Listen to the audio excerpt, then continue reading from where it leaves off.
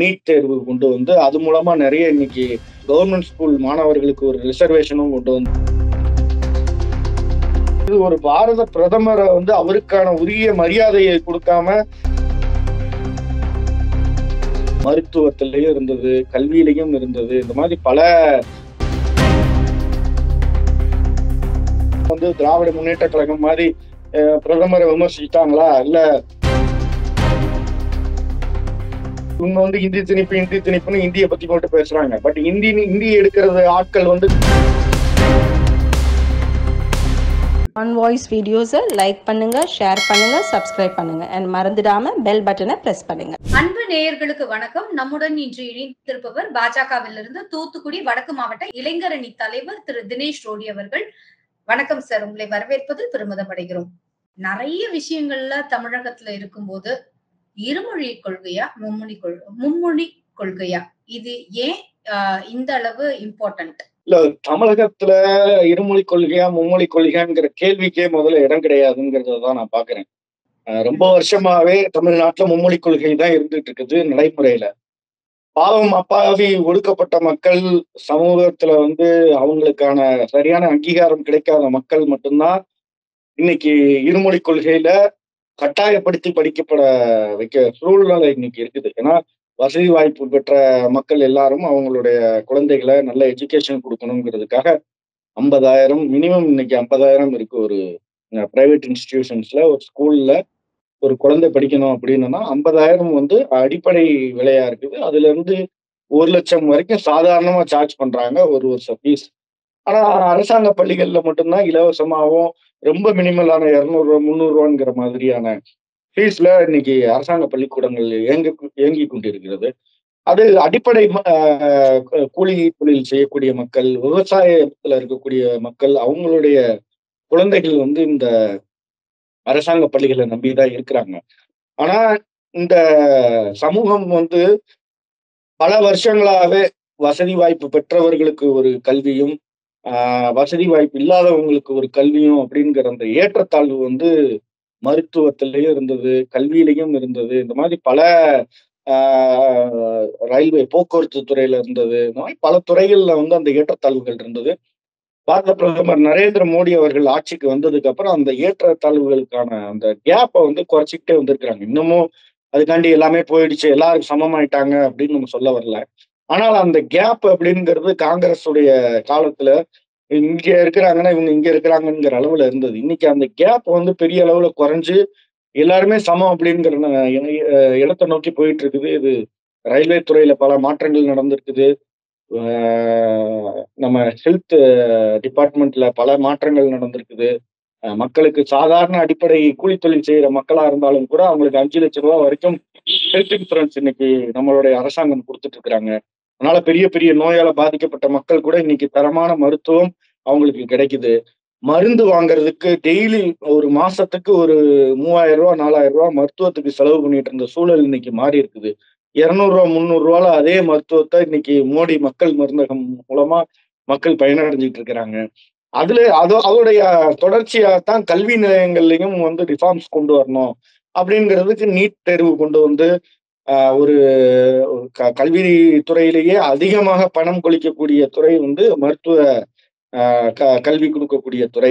அதனால அந்த இடத்துல எல்லா மக்களுக்கும் வந்து அக்சசபிலிட்டி கிடைக்கணும், ஒரு பாமர மக்கள் கூட அங்க போய் படிக்கிறதுக்கான வாய்ப்பு கிடைக்கணும் அப்படிங்கிறதுக்காக நீட் தேர்வு கொண்டு வந்து அது மூலமா நிறைய இன்னைக்கு கவர்மெண்ட் ஸ்கூல் மாணவர்களுக்கு ஒரு ரிசர்வேஷனும் கொண்டு வந்து அவங்க அதிகமா அவங்களோட பார்ட்டிசிபேஷன் இன்னைக்கு எம்பிபிஎஸ் சீட்ஸ்ல வந்து கொடுத்துருக்குறாங்க நம்மளுடைய அரசாங்கம். அதே மாதிரி கல்வி, அடிப்படை கல்வியிலையும் வந்து அவங்களுக்கான தரமான கல்வி கிடைக்கணும்.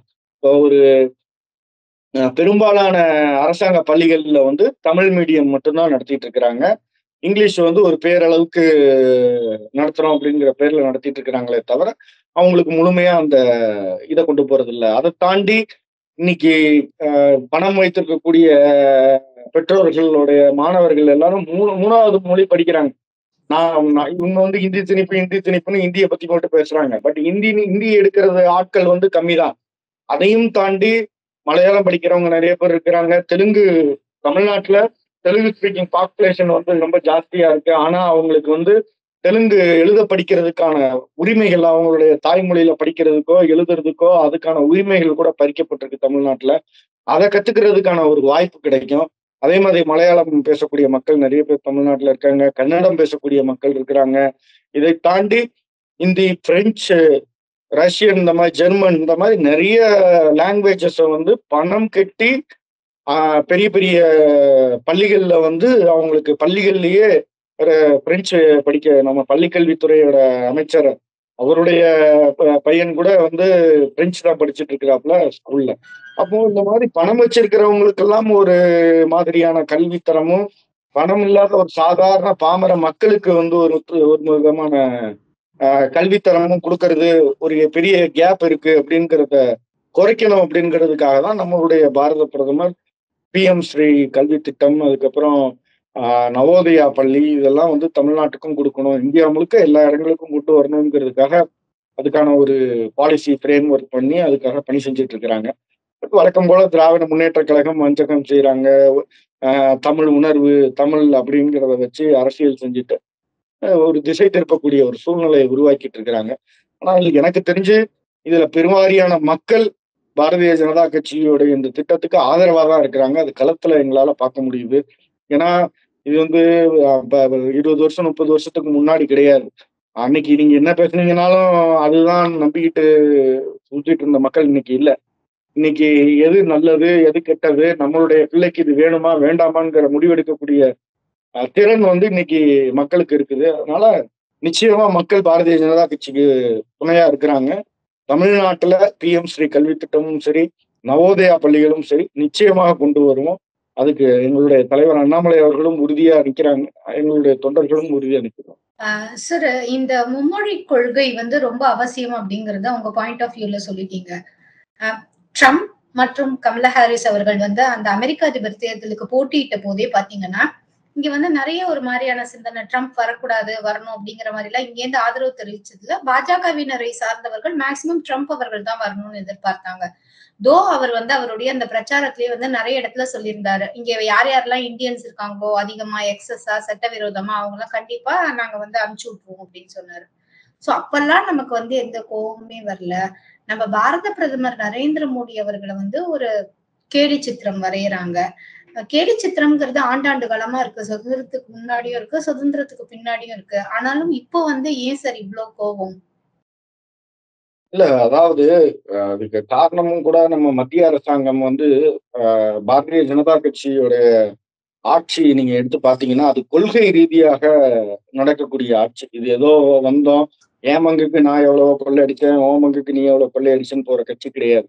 பாரதிய ஜனதா கட்சியோடைய ட்ராக் ரெக்கார்டை எடுத்து பாத்தீங்கன்னா ஒரு 100 வருடங்களுக்கு முன்பு இதுதான் எங்களுடைய ஐடியாலஜி, இதுக்காக தான் நாங்க உழைக்கிறோம்னு உழைச்சு 100 வருஷத்துக்கு அப்புறம் வந்து சாதிச்ச விஷயங்கள் எல்லாம் நிறைய இருக்குது.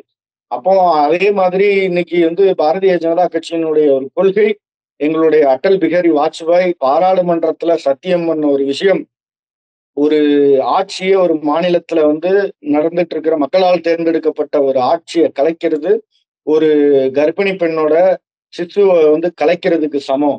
அந்த தப்பை என்னுடைய கட்சியும் என்னுடைய ஆட்சியும் ஒருபோதும் செய்யாது அப்படின்னு சொல்லி பாராளுமன்றத்துல சத்தியம் செஞ்சார் எங்களுடைய முன்னாள் பிரதமர் அடல் பிகாரி வாஜ்பாய்.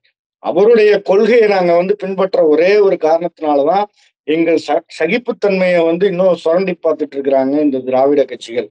கலைக்கிறதுக்கு 2 நிமிஷம் ஆகாது. காங்கிரஸ் வந்து எத்தனையோ மாநிலங்கள்ல நினைச்ச நேரத்துக்கு வந்து ஆட்சியை கலைச்சு பந்தாடிக்கிட்டு ஆட்சி நடத்திட்டு இருந்த ஒரு சூழல்ல இவ்வளவு வலிமையாக இருக்கக்கூடிய பாரதிய ஜனதா கட்சிக்கு ஒரு மாநிலத்தை ஆட்சியை கலைக்கிறது அப்படிங்கிறது ஒன்றும் ஒரு பெரிய விஷயமா இருந்துட போறது கிடையாது. பட் அது ஒரு கொள்கை சார்ந்த விஷயம் அப்படிங்கிறதுனால நம்ம அதை பண்றது இல்லை.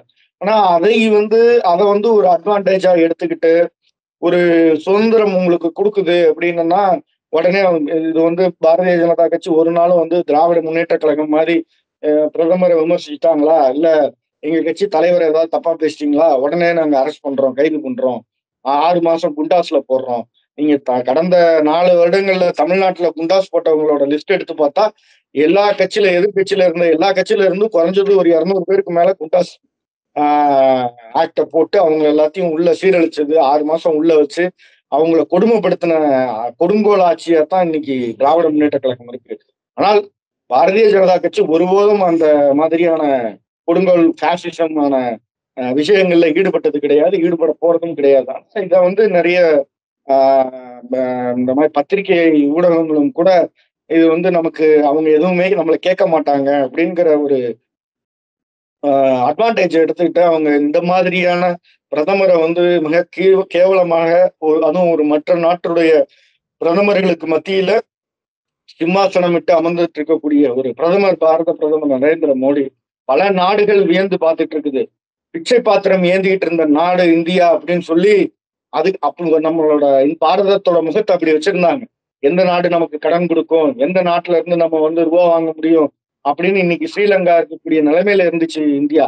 ஆனா 2014 அப்புறம் இன்னைக்கு பாரதத்தையே திரும்பி உலக நாடுகள் எல்லாத்தையும் பாரதத்தை திரும்பி பார்க்கக்கூடிய அளவுல ஆட்சி செஞ்சு இன்னைக்கு நம்ம கொடுத்துருக்குறவங்க கொரோனாக்கு வேக்சின் வந்து நம்ம பல நாடுகளுக்கு, சின்ன நாடுகளுக்கு இலவசமாக சகோதரத்துவத்தை போட்டுறதுக்காக நம்ம அனுப்பி வச்சிருக்கிறோம் அவங்களுக்கு.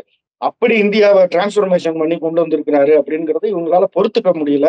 அதை மத்த ஒரு பிரதமர், மற்ற நாட்டினுடைய பிரதமருக்கு முன்னாடி ஒரு விலங்கு கட்டி உட்கார்ந்து இருக்கிற மாதிரி போட்டுக்கிறது நிச்சயமாக அது வந்து ஒரு கண்டிக்கத்தக்க விஷயம். அது வந்து ஒருபோதும் பாரதிய ஜனதா கட்சியுடைய தொண்டர்கள் மட்டும் இல்ல, பொதுமக்களும் ஒருபோதும் ரசிக்கல. அதனுடைய விளைவுதான் இன்னைக்கு வந்து விகடனுடைய இணையதளம் முடக்கப்பட்டிருக்குது. இனிமேலும் இது மாதிரி எல்லா கருத்து சுதந்திரத்துக்கும் ஒரு எல்லை உண்டு. எல்லையை தாண்டினாங்க அப்படின்னா நிச்சயமாக அதற்கான பலனை அவங்க அணிவிப்பாங்க அப்படிங்கறத நாங்க சொல்ல கடமைப்பட்டோம். சரி, நீங்க கருத்து சுதந்திரம்னு ஒரு வார்த்தை சொன்னீங்க. இங்க தமிழகம் நிறைய கருத்து சுதந்திரத்தை பார்த்திருக்கு. உதாரணத்துக்கு சொல்லணும்னா, நம்ம வந்து மதுரையில ஒரு பத்திரிக்கை ஆபீஸ் வந்து எப்படி என்ன மாதிரியான ஒரு சம்பவத்துக்கு ஆளானதுன்னு நமக்கு தெரியும். அது மாரி அ அ மேலும் ஒரு ஊடகம் தினமலரும் நெறைய டைம் இந்த மாரி தாக்குதலுக்கு உள்ளாகி இருக்கு. சோ அப்படிலாம் இல்லாம நீங்க அவங்க கருத்தையே பிரதிபலிக்கிற அந்த ஒரு இணையதளத்தையே முடக்குறீங்க. மக்கள் வேர்ல்ட் வைடா பார்க்குற இணையதளத்த முடக்குறீங்க அப்படின்னா, அது என்ன மாதிரியான மனோநிலை சார்? மேடம் அதாவது இதே இது திமுகவுடைய ஸ்டாலினையோ, அதிமுகவுடைய தலைவர்களையோ போட்டிருந்தா என்ன நடந்திருக்கும்னு வரலாறுகள் நமக்கு சொல்லியிருக்குது. தினகரனுடைய தினகரனுடைய பத்திரிகை ஆபீஸையே தீய வச்சு கொளுத்துனது, அடிச்சு உடைச்சது, பல பத்திரிகை ஊடக இவங்களையே வந்து லாரி ஏற்றி கொன்னது, இந்த ரிப்போர்ட்டர்ஸ் எல்லாத்தையும் வந்து மிரட்டுறது, லாரி ஏற்றி கொள்றது, இந்த மாதிரியான பல எக்ஸாம்பிள்ஸ் வந்து இன்னைக்கு திராவிட கட்சியில் செட் பண்ணிருக்காங்க தமிழ்நாட்டுல. பாரதிய ஜனதா கட்சி அப்படி ஒன்றும் வந்து அவங்க ஒண்ணுமே செய்யாம போய் அவங்களுடைய இணையதளத்தை முடக்கிறது அப்படிங்கிற வேலைகள் எல்லாம் பாரதிய ஜனதா கட்சி செய்யல. அவர்கள் செஞ்சது வந்து முழுக்க முழுக்க எந்த ஒரு இந்தியனாகவும் அதை ஏற்றுக்கொள்ள முடியாத ஒரு விஷயத்த பத்திரிகை ஊடகம் அது எங்களுடைய சுதந்திரம் அப்படிங்கிற பேர்ல அவங்க செஞ்சிருக்கிறாங்க. அதுக்காக தான் ஒரு எல்லாத்துக்கும் ஒரு சென்சார்ஷிப் இருக்கு, எல்லாத்துக்கும் ஒரு கட்டுப்பாடுகள் இருக்கு. அதுக்காக நான் எதை வேணாலும் நான் செய்வேன் அப்படின்னு சொல்லி நம்ம செய்யறதை வந்து ஒருபோதும் ஏற்றுக்கொள்ள முடியாது. அதனால எங்களுடைய ரிட்டாலியேஷன் நம்ம காட்டியிருக்கிறாங்க கவர்மெண்ட். கவர்மெண்ட் ஒரு ஒரு பாரத பிரதமரை வந்து இந்த அளவுக்கு கேலி சித்திரமா நீங்க பண்ணுவீங்க அப்படின்னா என்ன சுதந்திரம் வேண்டியது ஒரு பத்திரிகை ஊடகத்துக்கு? அது அவங்களோட லிமிட்ஸ்ல அவங்க இருந்திருந்தாங்கன்னா இன்னைக்கு யாருமே அவங்கள வந்து கொஸ்டின் பண்ண போறது கிடையாது. இதே விகடன் வந்து எங்களுடைய மாநில தலைவர் திரு அண்ணாமலை அவர்களை எவ்வளவோ விமர்சனம் பண்ணியிருக்கிறாங்க. கோடி கோடியா வந்து அது பண்ணிட்டாங்க, இது பண்ணிட்டாங்க, இல்ல இங்க இப்படி பண்ணிட்டாங்க, கட்சிக்குள்ள இவ்வளவு பிரச்சனை, எல்லாரும் மாற்றணும்னு சொல்றாங்க அப்படின்னு இருக்கிற எல்லா வதந்திகளையும் அவங்க எழுதிக்கிட்டு தான் இருக்கிறாங்க விகடன். அதை வந்து நம்ம ஒருபோதும் நம்ம அதுக்காக வந்து நாங்க முடக்கிறோம், அவங்க பத்திரிகையை முடக்கிறோம், பத்திரிகையை கொளுத்துறோங்கிற வேலையெல்லாம் நம்ம செய்யல. ஆனால் இது ஒரு பாரத பிரதமரை வந்து அவருக்கான உரிய மரியாதையை கொடுக்காம கீழ்த்தரமாக அவங்க செஞ்ச விஷயத்துக்காக மட்டும்தான் இன்னைக்கு அரசாங்கம் ஒரு நடவடிக்கை எடுத்திருக்குதே தவிர இது வந்து பத்திரிகை சுதந்திரத்துக்கும் இதுக்கும் எந்த சம்பந்தமும் கிடையாது. அவங்க சுதந்திரத்தையும் தாண்டி செஞ்சதன் விளைவுதான் இன்னைக்கு அதோடைய முடக்கம். சோ இப்படி வச்சுக்கலாமா சார்? நையாண்டி அதை தாண்டி ஒரு ஏளனம், அது கூட ஒரு டீகிரேட் மோட்ல ஒரு டீஆக்டிவேஷன் அந்த மாரி ஒரு மோட்ல இருக்கறனால அதற்கான நடவடிக்கை இது அப்படின்னு பார்க்கலாமா அத? நிச்சயமா நையாண்டி இதெல்லாம் வந்து நீங்க அரசியல்ல ஒரு தலைவர்களா நையாண்டி பண்றதெல்லாம் தப்பு கிடையாது. நீங்க எவ்வளவோ கிசுகிசு எழுதுவாங்க, நையாண்டி பண்ணுவாங்க. இது எல்லாமே சகிச்சு ஒரு அரசியல்வாதி பொது வாழ்க்கைக்கு வரும்போது இது எல்லாத்தையும் நாங்க சகிச்சுக்கிட்டு தான் பொது வாழ்க்கைக்கு வர்றோம். அதெல்லாம் ஒரு பிரச்சனையே கிடையாது. ஆனால் ஒரு ஆளுகின்ற ஒரு கட்சியுடைய பிரதமரை வந்து நீங்க வந்து அதுவும் இன்னொரு ஒரு நாட்டினுடைய பிரசிடென்ட்டுக்கு முன்னாடி விலங்கு கட்டி அவர் உட்கார்ந்துருக்கிறாரு அப்படிங்கிற மாதிரியான சித்தரிப்பை நீங்க கொடுக்குறீங்க அப்படின்னா, நீங்க முதல்ல ஒரு இந்தியனா முதல்ல நீங்க இருக்கிறீங்களான்னு எங்களுக்கு ஒரு டவுட்டா இருக்குது. அவர்கள் நம்ம ஒரு இந்தியன் அப்படிங்கிற அடிப்படை உணர்வு இருக்குதாங்கிறதே எங்களுக்கு இப்ப வந்து கேள்விக்குறியான விஷயமா இருக்கு. நம்ம தொடர்ந்து பார்த்துக்கிட்டு இருக்கிறோம். நிறைய நாடுகள்ல இருந்து பாரத பிரதமர் நரேந்திர மோடி அவர்களுடைய பாப்புலாரிட்டியை பிடிக்காம அவரை ஆட்சியில இருந்து அகற்றணுங்கிறதுக்காண்டி ஊடகங்களுக்கு ஃபண்டு பெரிய அளவுல இருந்து வெளிநாடுகள்ல இருந்து வந்துட்டு இருக்கிறத நம்ம பாக்குறோம். அதுல ஒரு பகுதியா விகடன் இந்த மாதிரி செஞ்சுட்டு இருக்கிறதா தான் நான் பாக்குறேன். நிச்சயமா அதுக்கான என்கொயரி வைக்கணும்.